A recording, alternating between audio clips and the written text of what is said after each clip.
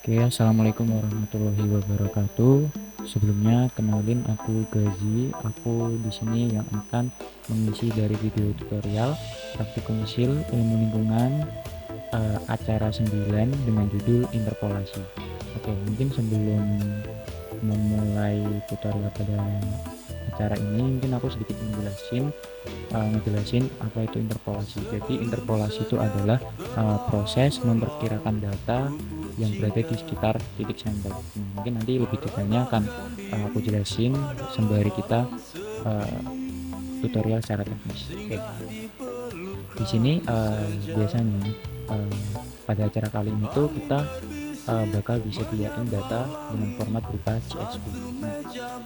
Bagaimana cara kita bisa mengimport data CSV ke dalam QGIS? Pertama kita buka di fitur Open Data Source Manager. Nanti akan muncul tampilan seperti ini teman-teman. Kalian bisa klik bagian Delimited Text.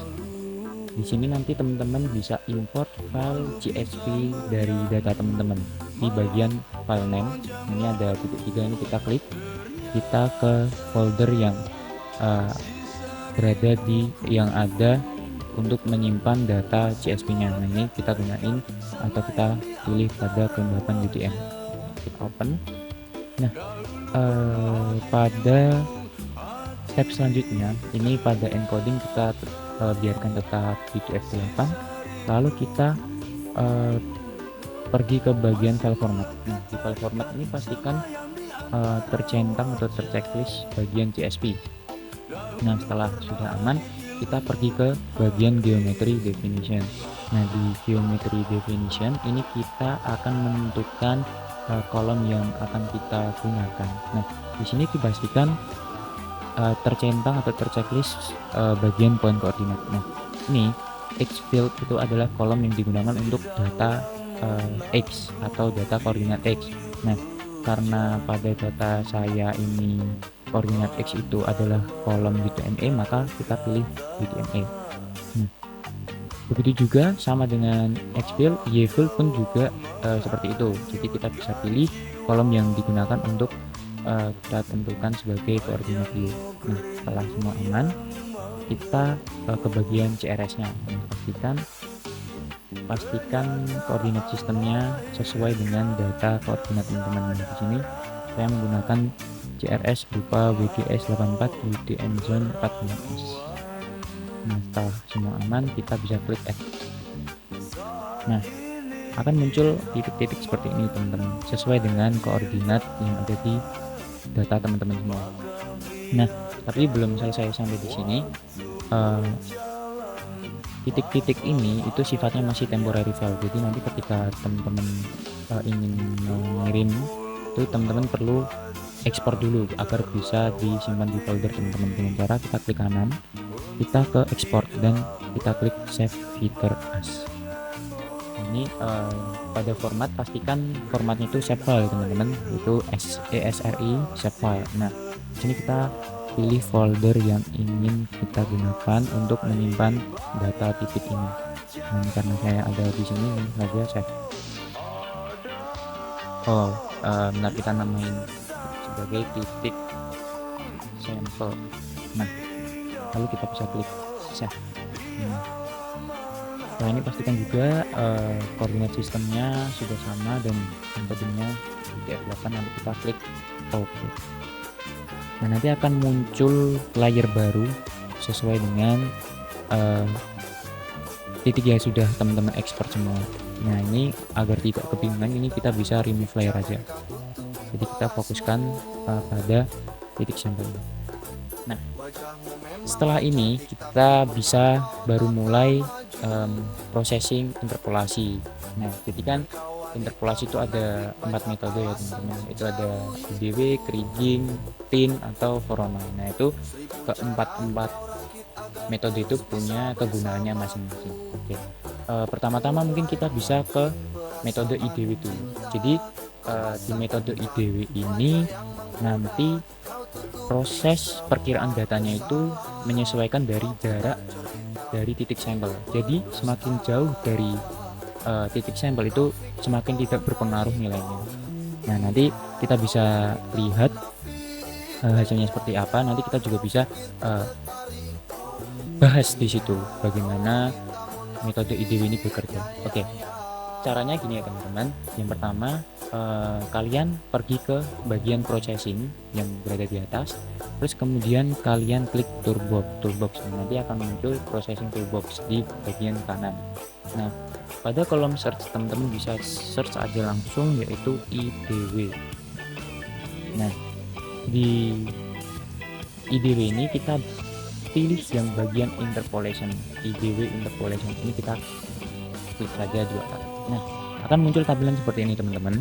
Nah, pertama teman-teman bisa pilih dulu layer mana yang ingin teman-teman interpolasi. Nah, karena punya saya adalah nama layernya titik sampel, saya pilih titik sampel.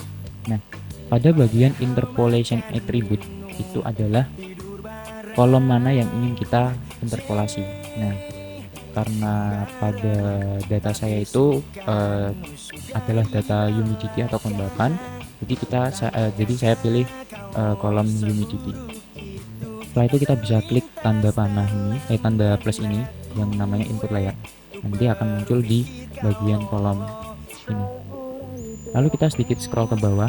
Nah, pada bagian distance coefficient itu adalah nilai yang akan sangat berpengaruh ke detailan dari proses interpolasinya.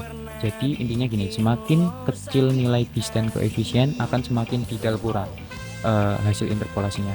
Nah, di sini kita tidak perlu rubah nilainya, kita cukup pakai 2,000 sekian aja.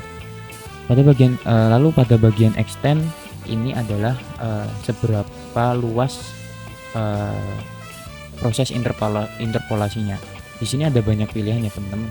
Nah, biasanya yang dapat kita gunakan itu ada 2 biasanya, yaitu calculate from layer atau draw on map canvas. Nah, pada opsi draw on map canvas itu nanti kita bisa mengatur seberapa luas interpolasinya dengan cara seperti ini. Nah, contoh seperti ini. Misal teman-teman mau menginterpolasi area kurang lebih seperti ini. Nah, itu nanti teman-teman pilih tadi di extend draw on map canvas, baru kalian tentukan di areanya mau seberapa dengan cara kayak gini.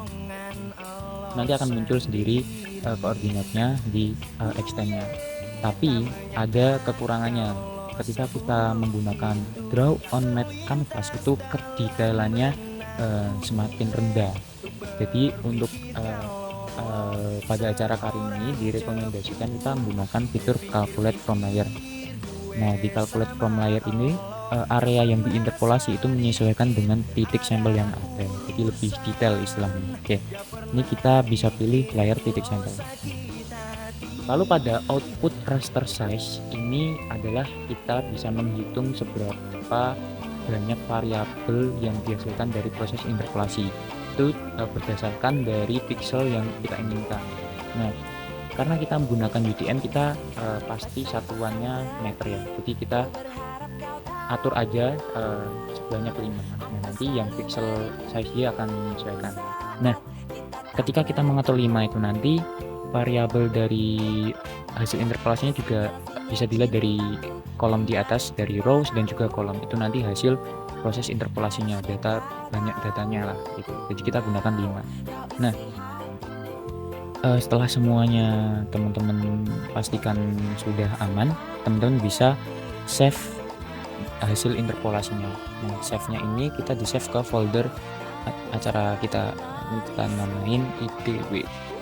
Ini berupa TIFF ya teman-teman formatnya. Oke, nah ini setelah sudah di save kita bisa klik run. Kita tunggu sampai prosesnya selesai. Oke, bisa dilihat teman-teman datanya kurang lebih seperti ini. Nah, mungkin bisa diatur juga terkait dengan warnanya dengan kita klik kanan ke properties, lalu kita pergi ke bagian simbologi. Nah, di simbologi ini kita pergi ke bagian render type. Ini kita pilih single band pseudo color. Nah, itu nanti akan muncul settingan simbologi berupa colorant. Nah, ini kita bisa pilih aja kita pilih aja warna yang kita inginkan apa, blues, CVD, screen, dan lain-lain. Tapi pada tutorial kali ini aku akan milih spektral. Ini kita bisa dari cek nilai terendah itu merah, dengan nilai tertinggi itu warna biru. Nah, ini kita bisa klik OK. Nah, jadi bisa seperti ini kurang lebih hasil interpolasinya. Oke, jadi sesuai yang aku bilang tadi, yang dimana IDW ini adalah proses metode yang menggunakan jarak dari titik sampel. Jadi semakin jauh dari titik sampel itu semakin tidak berpengaruh hasilnya. Jadi misal ini tadi punya hasil yang rendah, nah semakin jauh dari titik sampel yang ada itu akan semakin nilainya semakin tidak berpengaruh, dengan warna kuning seperti ini. Jadi kurang lebih seperti itu. Oke, ini adalah metode IDW teman-teman. Selanjutnya kita masuk ke metode kriging. Nah, kriging itu metode yang hampir sama dengan IDW, cuma di kriging itu ada banyak faktor perkiraannya, nggak cuma variabel jarak. Jadi ada banyak sekali variabel yang digunakan untuk memproses perkiraan dari metode kriging. Jadi lebih detail, lebih enggak apa ya istilahnya, lebih biasanya data yang digunakan itu lebih banyak gitu variabelnya gitu. Jadi lebih detail lah istilahnya seperti itu. Nah, untuk metode kriging ini sendiri, ini kita memerlukan yang namanya plugins tambahan. Nah, caranya gimana? Pertama kita ke atas ini, kita pergi ke bagian plugins, kemudian kita klik fitur manage and install plugins. Oke, karena aku sudah install ya teman-teman, ini mungkin aku uninstall dulu biar teman-teman paham bagaimana cara installnya. Nah, ini kita bisa klik smart map. Nah, ini ya teman-teman. Setelah muncul ini kalian bisa klik install plugin. Ini kita tunggu proses download pluginnya.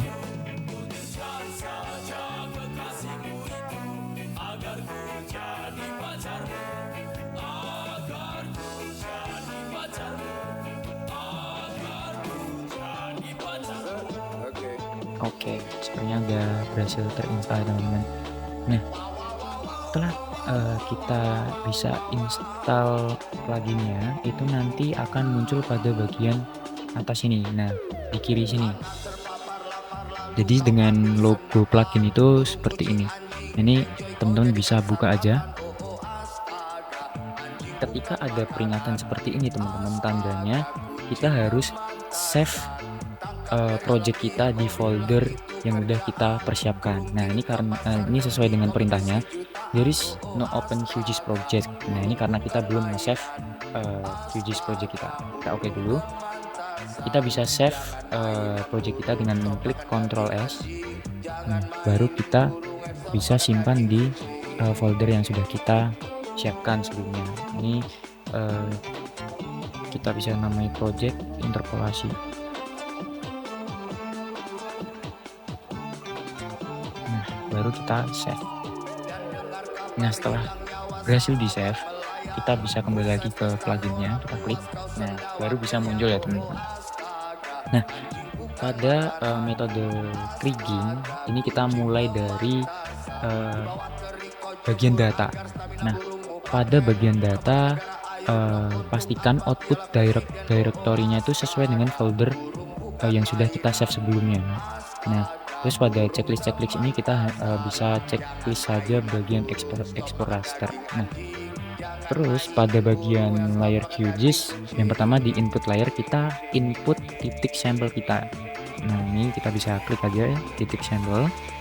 Lalu pada Z sama dengan ini kita bisa pilih kolom yang ingin kita interpolasi. Karena tadi kita ingin menginterpolasi humidity, maka ini kita akan pilih bagian humidity. Setelah itu bisa kita klik import.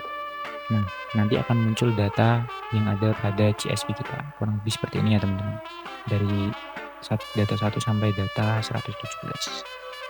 Setelah dipastikan aman, kita grid. Nah, di bagian grid ini kita bisa atur pixel kita mau berapa kali berapa. Nah, seperti ide tadi, coba kita buat 5 kali 5.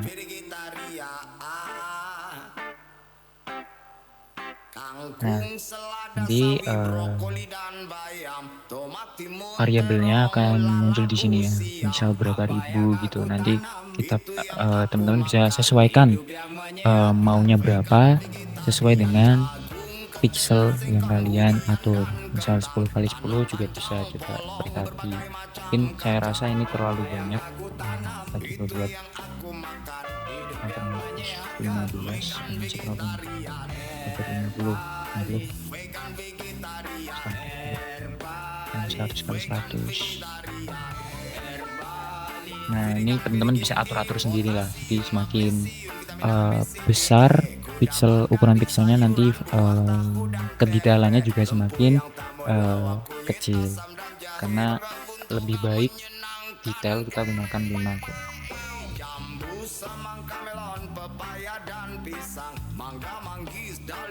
Nah, setelah teman-teman sudah ngatur pixelnya, teman-teman bisa pergi ke bagian interpolation.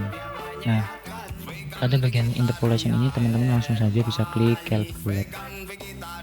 Nah, sedikit menjelaskan ya teman-teman, di calculate ini teman-teman bisa atur mau bagaimana data teman-teman. Nah, pertama ya teman-teman melihat di bagian model adjust. Nah, di model adjust ini teman-teman bisa memilih atau menentukan model mana yang sesuai dengan penelitian teman-teman. Ini ada model linear. Nah, model linear itu nanti model variogramnya seperti ini. Nah, terus ada linear to seal, kurang lebih seperti ini. Eksponensial, kurang lebih seperti ini. Sperical, kurang lebih seperti ini. Gaussian, kurang lebih seperti ini. Nah, model-model itu bisa disesuaikan sesuai dengan penelitian teman-teman, sesuai kebutuhan teman-teman. Ini juga kalian bisa coba semua modelnya juga gitu, kurang lebih seperti itu. Lalu pada tutorial kali ini mungkin alangkah baiknya kita gunain eksponensial aja. Nah, kenapa aku memilih menggunakan eksponensial? Karena garis yang ada pada variogramnya itu bisa mewakili titik sampel yang ada di sekitarnya. Semakin dekat titik sampel ke garis yang biru-biru ini tuh semakin baik atau semakin akurat perkiraan datanya. Gitu. Di sini juga ada Gaussian. Nah, ini juga mungkin hampir sama dengan eksponensial. Ada juga spherical. Nah, spherical mungkin lebih lebih kepencar-pencar. Jadi menurutku keakuratannya itu masih kurang. Dan juga kayak linear to seal ini juga semakin acak lagi kan. Terus linear juga semakin acak. Nah, maka dari itu kita pilih antara eksponensial atau Gaussian. Nah, sebenarnya di sini kita juga masih bisa atur lagi seberapa akurat datanya dengan menggeser-geser bagian CO plus C atau A. Nah, seperti ini. Nah, ini kita bisa atur-atur seberapa berdekatannya lah data sampelnya ke titik atau garis birunya ini. Ini karena tadi menurutku eksponensial itu sudah cukup mewakili, jadi aku nggak perlu ngatur bagian CO plus C atau A nya. Jadi aku rasa sudah cukup, jadi kita bisa ke proses selanjutnya. Nah, setelah semuanya aman, dari data variogram teman-teman itu sudah aman, kalian langsung saja bisa klik bagian interpolate. Nah, ini nanti akan memproses interpolasi ya teman-teman, dengan klik interpolate. Nah, proses interpolate-nya ini sendiri itu menyesuaikan dengan device masing-masing seberapa lama atau seberapa cepatnya itu ya. Jadi kita tunggu sama-sama, oke? 2,000 years later. Oke teman-teman, jadi setelah menunggu proses interpolasi yang lama tadi akan muncul peta bentuk lagi seperti ini. Mungkin bedanya IDW dengan kriging adalah di kriging itu kita bisa memilih model model perkiraan datanya yang terkait linear, terus spherical dan lain-lain lah. Dan juga kita bisa cek seberapa akurat data tersebut. Jadi dengan menentukan variabelnya tadi kita bisa lihat seberapa akurat sampel tersebut yang ada di proses interpolasi ini. Jadi semakin dekat dengan garis biru tadi itu semakin mewakili, istilahnya seperti itu. Jadi lebih enaknya menggunakan metode kriging adalah kita bisa cek keakuratannya seperti itu. Oke. Selanjutnya teman-teman kita bisa sebelumnya kita bisa atur dulu warnanya karena mungkin biar lebih enak di mata, kita atur warnanya. Jadi seperti ini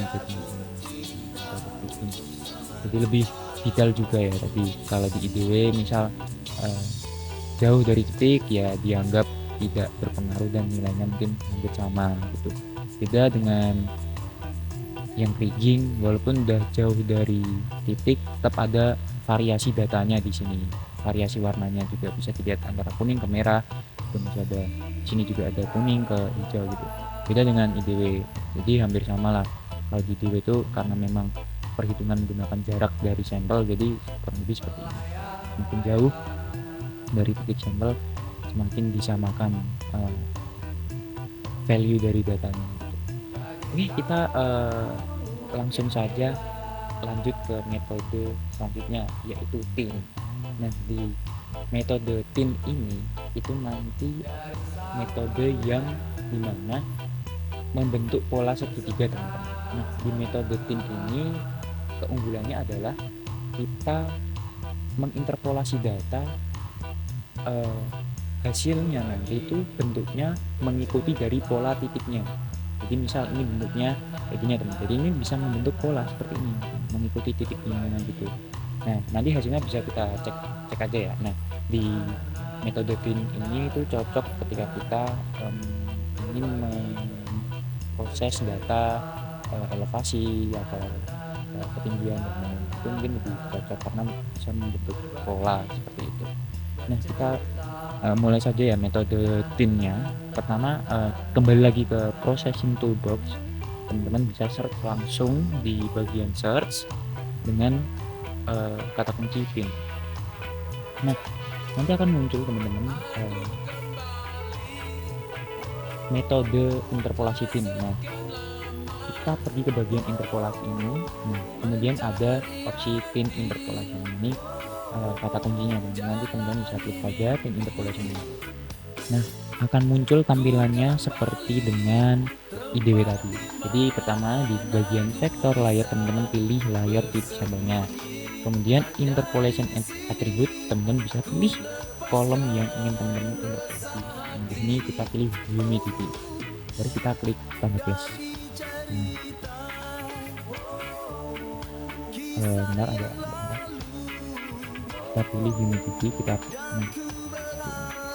nah pada interpolation method yang kita pilih linear.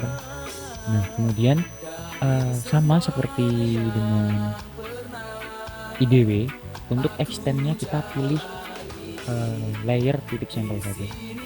Nah, kemudian untuk pixel size kita bisa atur limit seperti dengan IDW juga. Nah, setelah semuanya aman, ini teman-teman bisa klik bagian interpolate. Kita save data hasil interpolasi ke folder kita masing-masing. Kita klik save to file. Nah, kita pilih dan masukkan kita menyimpan di folder yang sama gitu. Oke, kita mainin pin. Ini juga format ekspor datanya berupa TIFF ya, kita langsung cek saja, terus kita klik. Nah, sesuai dengan yang tadi aku katakan teman-teman, metode pin ini akan mengikuti pola titik sambung. Jadi bentuk interpolasinya akan mengikuti kesebaran titik sambung, dan juga akan membentuk pola segitiga antar titik sambung. Contoh seperti ini kan bentuk segitiga gitu kan, bentuknya seperti itu. Nah, agar tampilannya juga lebih menarik, mungkin kita bisa atur simbologinya. Nah, seperti metode sebelumnya, kita pergi simbologi dan pilih simbol bintang gitu. Kita membentuk pola seperti ini.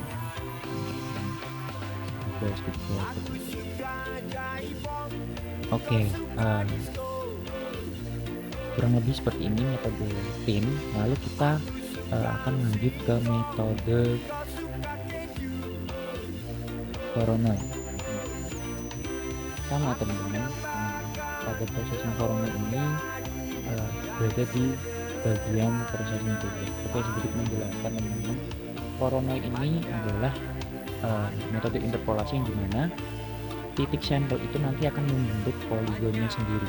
Jadi nanti setiap titik akan memiliki area poligonnya. Itu nanti kita melalui metode interpolasi Voronoi. Nah, caranya gimana? Kita tadi ke processing toolbox, pada bagian search kita langsung search saja namanya Voronoi. Nah, pada metode Voronoi itu terletak pada vektor geometri dan fitur bernama Voronoi Polygon.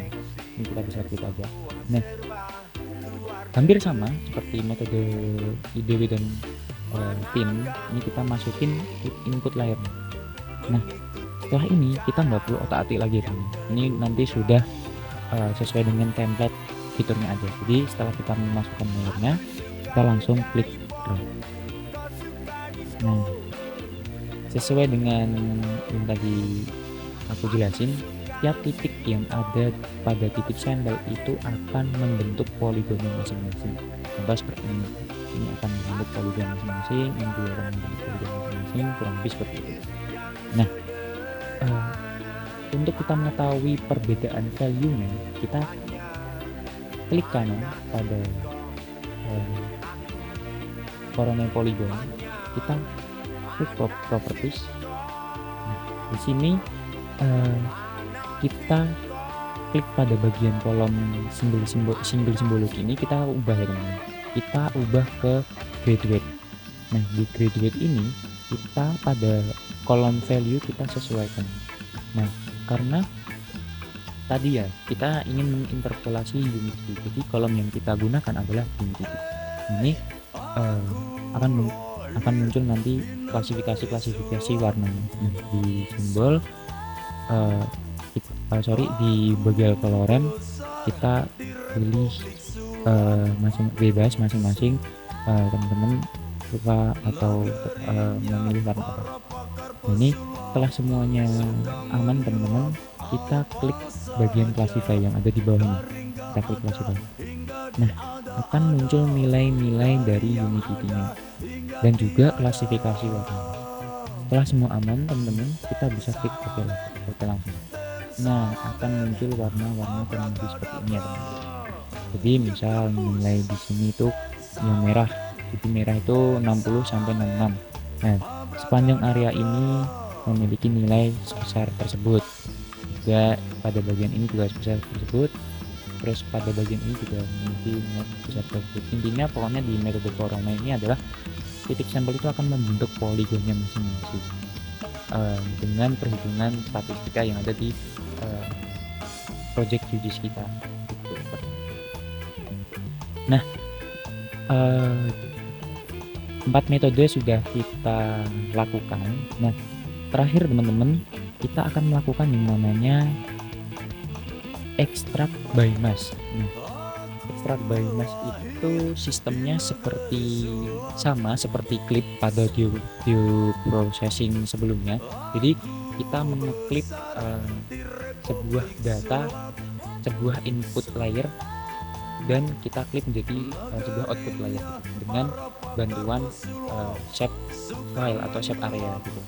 Nah, bedanya dengan geoprocessing yang kemarin adalah yang kita klik di sini adalah berbentuk raster, sedangkan pada acara sebelumnya kita tuh klik data berupa vektor gitu. Jadi berbeda teknis, secara teknis, cuma secara analoginya sama, kita klik gitu.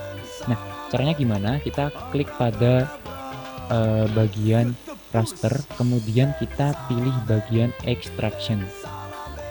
Nah, pada bagian extraction kita pilih yang namanya clip raster by mask layer. Nah, ini akan muncul fitur seperti ini. Nah, input layernya itu nanti kita adalah data raster kita masing-masing. Nah, dari data raster ini, contoh aku mau ambil IDW dulu. Di IDW ini aku mau klik.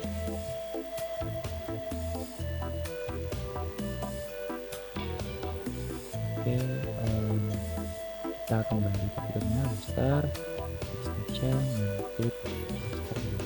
Nah, kita masukkan IDW.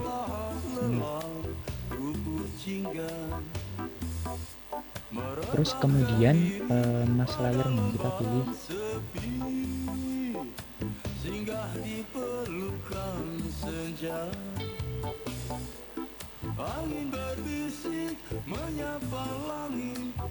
nah, kemudian pada mask layernya kita pilih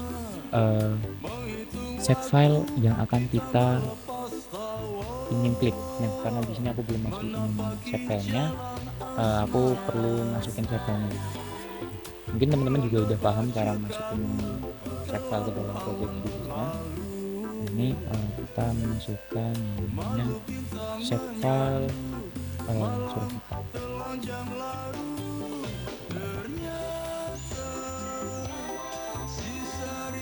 Nah, kita bisa mulai tadi untuk layar kita bisa pilih DW, terus kemudian mask layarnya adalah administrasi desa. Nah, untuk settingan lainnya mungkin nggak perlu dijaga, kita ya ini mungkin pastikan lagi koordinat sistemnya sesuai dengan apa yang teman-teman gunain. Kalau tadi kita gunain FSG 32 749, ini juga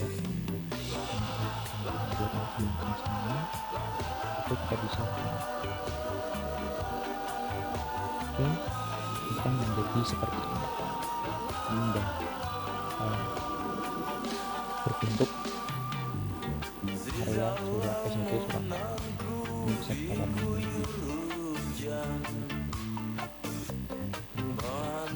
Oke, jangan lupa ya teman-teman, ketika sudah klik atau ekstrak by ini, teman-teman jangan lupa untuk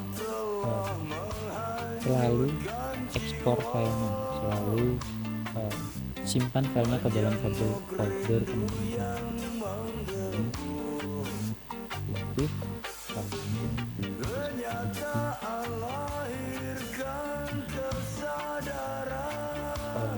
bisa kita mengenai DW klik. Nah, nanti teman-teman harapannya semua metode teman-teman sudah diklip ya teman-teman. Jadi semua metode klip di area server. Oke, mungkin itu yang dapat saya sampaikan. Jika ada penyampaian yang kurang selama tutorial tadi, secara personal aku minta maaf. Sekian, semoga bermanfaat. Wassalamualaikum warahmatullahi wabarakatuh. Salam geospasial.